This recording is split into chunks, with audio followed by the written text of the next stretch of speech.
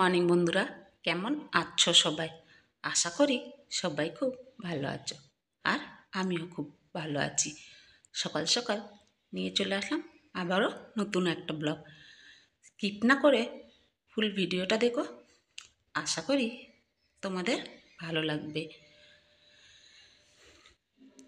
সকালবেলায় দেখো, একদম রান্নাঘর থেকেই ভিডিওটা শুরু করলাম। তো সবার আগে এখানে দেখো আমি করে নিচ্ছি রুটি। যেহেতু তোমাদের দাদা যাবে অফিস, তো তার জন্যই আগে আমি রুটিটা করে নিচ্ছি। আর ওদিকে কিন্তু এক সাইডে ভাতও বসিয়ে দিয়েছিলাম, কেন আমার ছেলে পড়তে গেছে, এসেই আবার ভাত চাইবে। সকালবেলা রান্নাঘরে ঢুকলে জানি না কিভাবে 3 থেকে 4 ঘন্টা রান্নাঘরেই সময়টা চলে যায়। একটু একটু করে এত কিছু রান্না করতে হয়, তো সেই কারণে আমার সকালবেলায় রান্নাঘরে 3 ঘন্টা তো চলেই যায়। তারপরে তো রান্না বান্না করার পরে গ্যাস ট্যাস পরিষ্কার করা, রান্নাঘর পরিষ্কার করা, ওই যে বললাম না, সকালবেলা 3 থেকে 4 ঘন্টা আমার রান্নাঘরেই কেটে যায়। তো এই যে ভাতটা নামিয়ে নিলাম, ওইদিকে করে নিয়েছি চিচিঙ্গা ভাজা। আর এখন হচ্ছে করছি ছেলের জন্য টিফিন। ওই এক একজনের জন্য এক এক রকমের টিফিন বানাতেই আমার আরও বেশি সময়টা চলে যায়। তো এই যে সোনা আজকের যেহেতু স্কুল থেকে একদম টিউশনই যাবে, তাই ওকে টিফিন বানিয়ে দিতে হবে। তাই ভাবলাম যে কী বানিয়ে দিই। এরপরে মাথায় আসলো, ঘরে যখন পাউরুটি আছে, তাহলে ওকে একটু পাউভাজি বানিয়ে দিই। আর ও পাউভাজিটা খেতে ভীষণ পছন্দও করে। আর কি বলতো, বাচ্চাদের রোজ দিন এক রকমের টিফিন দিলে খেতে চায় না, তাই চেষ্টা করি ওকে একটু আলাদা আলাদা করে টিফিন বানিয়ে দিতে। তাই এক এক দিন এক এক রকমের টিফিন দেওয়ার চেষ্টা করি। যদিও রোজ টিফিন দিই না, সপ্তাহে 2 দিন কি 3 দিন টিফিন দিতে লাগে। ওই শনিবারটা স্কুলে কোনো দিন যায়, কোনো দিন যায় না, যেদিন যায় সেদিন আবার টিফিনটা দিয়ে দিতে লাগে। আর এদিকে বৃহস্পতিবার আর সোমবার, এই 3টে দিন আমাকে ওকে টিফিনটা বানিয়ে দিতে লাগে। তা আমি দেখো অল্প করেই সবজি সেদ্ধ করে নিয়েছিলাম। তা এখন হচ্ছে ভালো করে দেখো সবজিটা আমি একদম ইসে করে নিয়েছি, যাতে এর মধ্যে কি সবজি আছে সেটা যেন বোঝা না যায়। পাওভাজির কিন্তু এটাই হচ্ছে স্পেশালিস্ট, যে কি সবজি দিয়েছো সেটা যেন না বোঝা যায়, একদম যেন ভালো করে ম্যাশড করে নেওয়া যায়। যাই হোক, এখানে দেখো আমার সবজিটা কমপ্লিট হয়ে গেছে। আর অল্প একটু বাটার ছিল, ওই অল্প একটু বাটার দিলাম, বেশি দিলাম না। আর এদিকে পাউরুটিটা আমি একটু ঘি দিয়ে সেঁকে দিচ্ছি, কেন যেহেতু বাটার নেই তাই ঘি দিয়ে সেঁকে দিচ্ছি। আর এই যে বনগুলো নিয়ে এসেছিলাম, ওগুলোকেই আমি মাঝখান থেকে কেটে সেঁকে দিলাম। জানি এগুলো ঠান্ডা হলে শক্ত হয়ে যাবে, কিন্তু কিচ্ছু করার নেই। কি করব বলো, গরম তো রাখতেই পারবো না, পাউরুটি তো গরম কোনো মতেই থাকবে না। আর ও খাবে সেই বিকেলবেলা 4:30, তো কোনো মতে সেই পর্যন্ত গরম থাকবে না। তা এই এই একটা অসুবিধা শীতের দিনে, যে খাবারটা দিলে খাবারটা একদম ঠান্ডা জল হয়ে যাবে। তাই ভাবছি ওর একটা ভালো টিফিন বাটি নিতেই লাগবে আমাকে, যাতে একটু খাবার দাবারগুলো গরম থাকে। কেন এই ঠান্ডার মধ্যে যাবে স্কুলে, আর ওই ঠান্ডা খাবারটা খেতে পারে বাচ্চাটা বলো তো? বাচ্চাটা এই ঠান্ডা খাবারটা খেতে পারবে না। তাই ভাবলাম একটা টিফিন বাটি ওর আমার ভালো দেখে অর্ডার দিতে লাগবে। ভাবছি অনলাইনে অর্ডার দিয়ে একটা টিফিন বাটি আনিয়ে নেব। তো চলো, এদিকে দেখো রান্না করতে করতে গ্যাস শেষ হয়ে গেল। আর সেই পুজোর সময় গ্যাস বুক করেছিলাম, এখনও পর্যন্ত গ্যাস দেয়নি জানো। পরশুদিন তোমাদের দাদা গিয়ে গ্যাস নিয়ে আসলো, ছুটি নিয়েছিল, ছুটি নিয়ে গিয়ে গ্যাসটা নিয়ে আসলো। নাহলে আমার রান্নার না গ্যাস ছিল, আর নাই বা কাঠ ছিল। আজকে যদি গ্যাসটা না আনতো, তাহলে কিন্তু রান্নাই বন্ধ হয়ে যেত, খাওয়াই বন্ধ হয়ে যেত এরকম। আর এই রান্নার মাঝখানে গ্যাস শেষ হয়ে গেল না, ভীষণ সমস্যা। সকালবেলা এমনিই তাড়াহুড়ো, আর তার মধ্যে হচ্ছে গ্যাস শেষ হয়ে যায়। ঠিক এই রান্নার টাইমটায় সকালটাতেই গ্যাস শেষ হয়ে যায়। আর এইগুলো কাজ তো সব আমাকেই করতে হয়, গ্যাস পাল্টানো টাল্টানো এগুলো সব আমাকেই করতে হয়।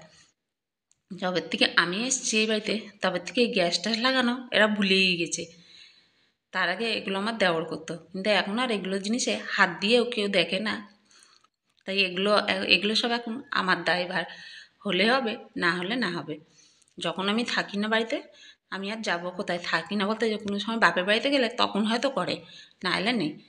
ওইদিকে দেখো আমার কাঁচা কলার তরকারিটাও হয়ে গেল।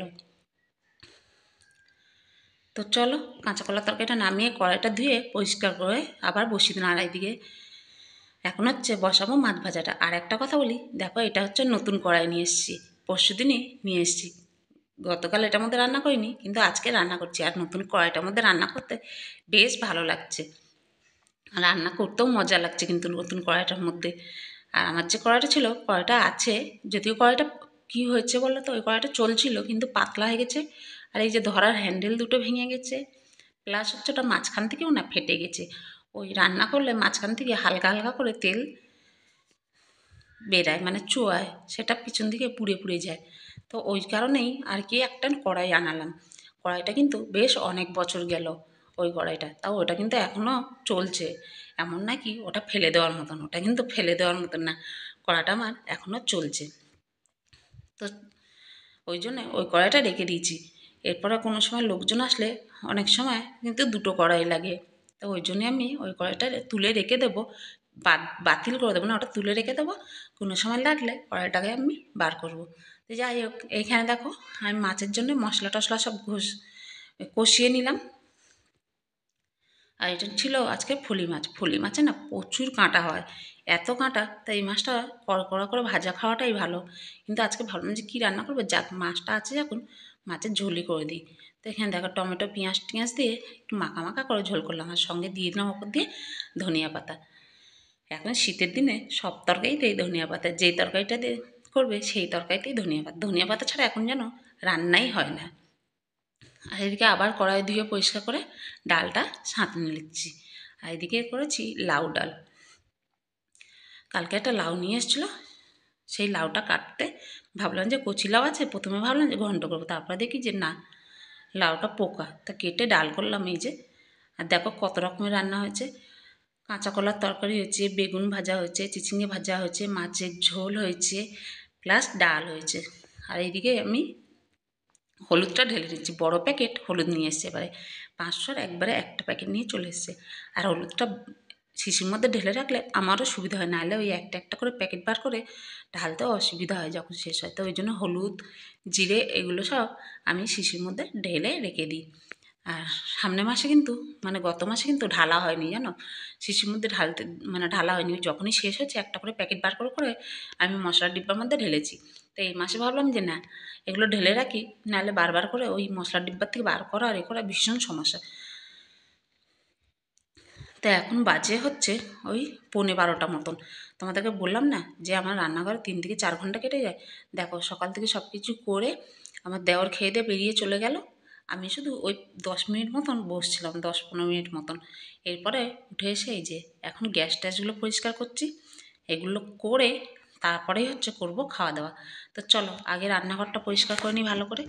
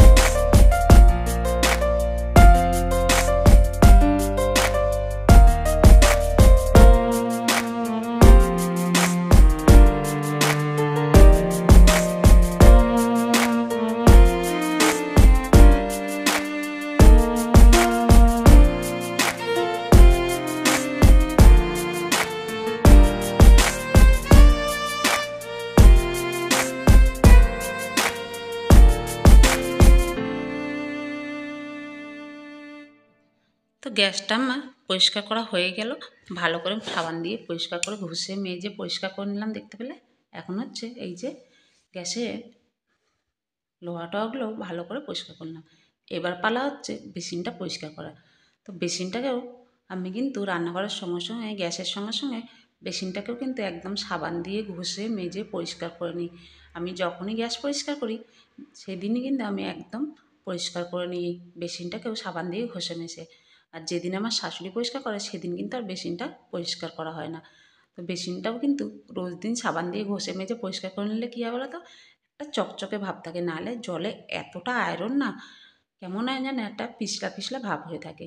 তো ওই জন্যই আমি যখনই রান্নাঘর পরিষ্কার করি তখনই কিন্তু বেসিনটাকে একবারে সঙ্গে পরিষ্কার করে মেজে নিই।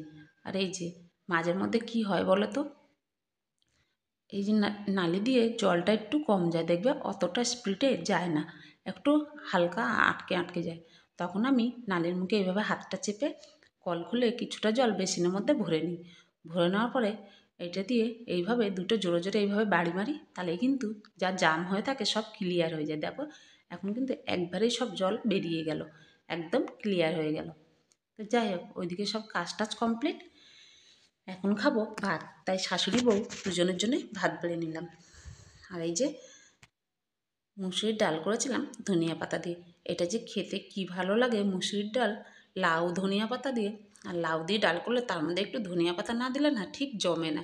আমার মনে হয় লাউ ডালের মধ্যে একটু ধনিয়া পাতা দিতেই হয়। আর আজকে আমি কিন্তু সব কিছুর মধ্যেই ধনিয়া পাতা দিয়েছি, দেখছো, ডালে, মাছে, কাঁচা কলার তরকারিতে সব কিছুতে দিচ্ছি।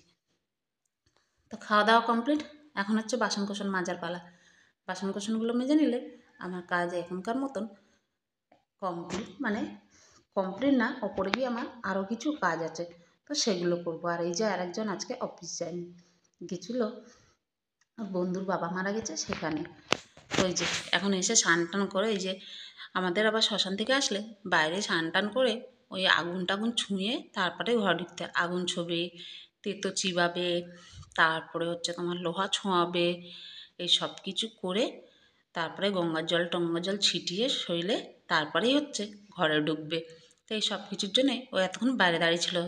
যেহেতু ও চান করছিলো, আমি আর মা খেতে বসছিলাম, তা আমাকে বলছিলো বৌদি তুমি দাও। আমি বলছি না, তোকে আমি তো দেবো না, তুই বসে থাক, মা উঠবে তারপরে দেবে। তো ওই যে মা খেয়ে দিয়ে ওকে দিল এগুলো, আগুন টাগুন এগুলো দিল, ওগুলো ছুঁয়ে তারপর ঢুকলো ঘরে। তো চলো, আমার কিন্তু বাসন মাজাও কমপ্লিট আর ধোয়াও কিন্তু মোটামুটি কমপ্লিট। এখন হচ্ছে বাসনগুলোকে আমি ঝুড়ির মধ্যে তুলে নেব, ঝুড়ির মধ্যে তুলে রেখে দেবো, জল ঝরবে পরে বাসন কুসনগুলো উঠানো হবে গুছিয়ে। তো চলো, বাসন মাজাও কমপ্লিট হয়ে গেল। আর আজকের মতন ভিডিওটা এইখানেই শেষ করছি। দেখা হবে আবার নতুন একটা ভিডিও নিয়ে। সবাই ভালো থেকো, সুস্থ থেকো, আমার পাশে থেকো।